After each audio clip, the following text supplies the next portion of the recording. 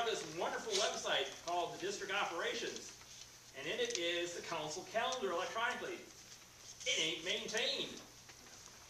And I've talked to our technology people at the council office and say, well, when we get around to it, we try and plug in dates. Those are awfully expensive people to be plugging in dates into a calendar. Good advice. There is some improvement that can be done there. Thank you for that. We'll make sure that gets run up the flagpole.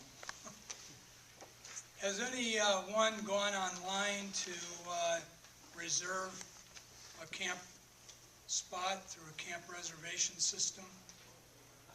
Was it successful? Yes. No problem. Easy to navigate? Well, yeah, it's, a little difficult. I mean, if you're not computer savvy, it's probably pretty hard. Okay. Yes, Yes, sir. Well, I was impressed with, I went to one of the camps and they had the reservation, the campsites. You go right there and figure out which campsites are reserved already and you could pick one out. That was impressive to me. Helpful? Yeah, very helpful. I think Tomahawk's wonderful going up there, but the winter camping, I got a question about that because I don't know if it's called OPIC or whatever they call it, but where they supply everything and you go and build your snow huts and all that. The cost of that to me is really, it's way too high for that. I think a better program would be to partnership with the troops and have the troops come, and if they need some extra gear, you can maybe check out gear with, and then maybe that'd bring the cost down somewhat, and then you could get the training and bring it back to the troop, and so the boys, because if they just go up there and they don't need anything, just go up there and they show them how to do it, and everything, and then they can come back to their troops and they don't have the equipment, they don't really, it's lost. And I think it'd be better if they could, like I say, partnership with the troops and take advantage of that.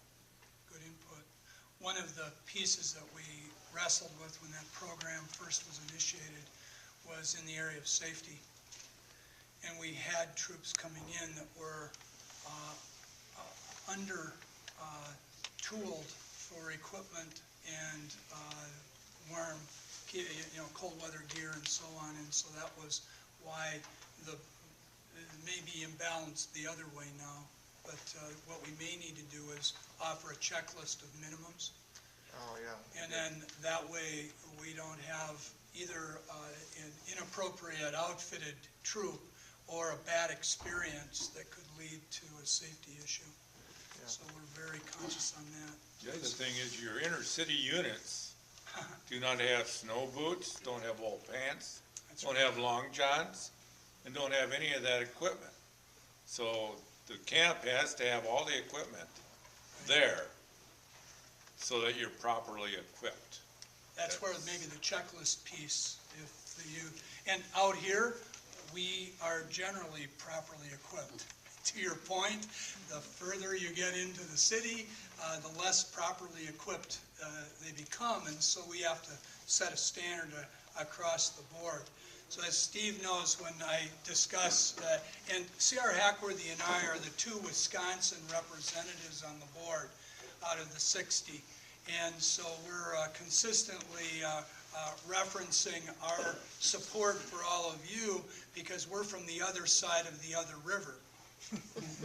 And see, when you get in the city, everybody talks about, well, which side of the river are you on? And I'm always asking which river. And because they're always referring to the Mississippi, of course, or the Minnesota and the Mississippi usually. But out here on the other side of the other river, we're generally pretty well outfitted. And so that's where that component as we go camping in any season. I mean, it's the same even in the summer. Already has the equipment they need, why would they, it's a lot of cost, for the equipment. I'm sure a lot of it's equipment, so. Truly. It could bring the cost down quite a bit, I think, so. Oh, yeah. More boys could participate then. That's a great reference. We'll certainly take that back for helpful information. Sir? Having worked at the Spirit several years last one college, and there's a big difference between the winter camping and the summer camping. You really should have lot of staff member out there with the guys, because if you don't have good enough boots winter camping, you're gonna have frostbite. If you don't have good enough footwear in summer camp, you have stinky feet. There's a big difference, and I've been on with crews that were really gung ho and just go out charging, and they found out after a weekend, oh man, they're not as prepared, they're not as organized, they're not. and luckily- Knowledgeable. Yeah. They about were very winter. ambitious, but not very well equipped, and, I mean, one crew really wanted to do some big things the next summer, and they found out that their young Boy Scouts just weren't up to it, threw a weekend up with Spearhead, and hopefully it helped them rethink what their plans were for the summer, so they didn't get their kids into a real miserable experience over the summer, maybe a better experience where they could actually manage what they were hoping to do. And I've had other crews that were